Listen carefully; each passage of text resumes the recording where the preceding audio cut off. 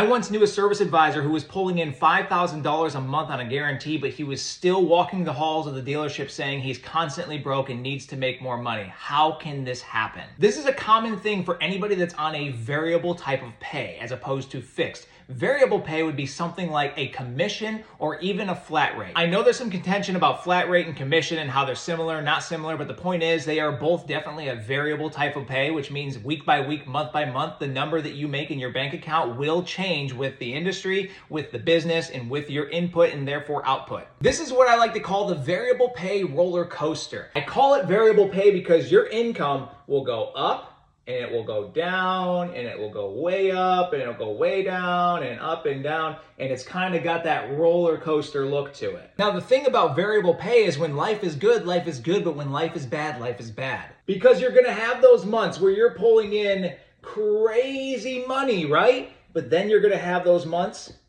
where you have like no money at all.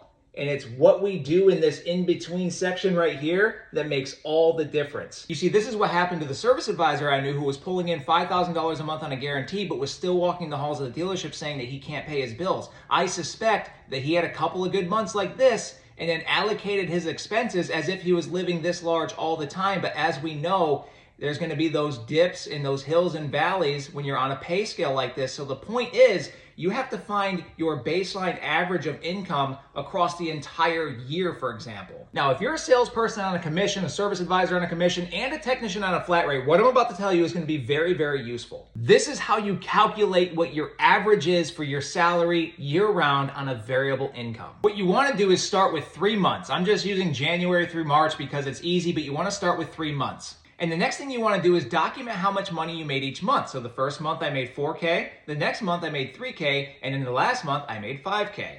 This is the trap that people fall into. They get that $5K month and then they go buy a car or they get a new expense or a payment and they think that this is the kind of money they're gonna make every month, but we know that the 2 months prior we actually made less. We can't live high in these moments. We have to take a logical approach at this and say, how much money did I make on average for each one of these months? This right here is how you do the math. So you just simply add the 3 numbers together, which gives me 12K. I then divide that by 3 because I had 3 numbers originally, and that gives me my average per month, which is $4,000.